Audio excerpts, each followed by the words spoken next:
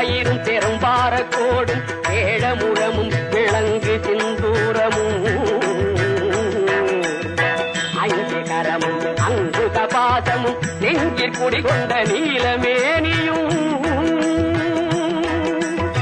நான்கவாயும் நாலிரு புயமும் மூன்று கண்ணும் மதச்சுவடும் இரண்டு செவியும் இலங்கு பொன்முடியும் இரண்ட முப்புரினோர் திகழொளி மார்பும்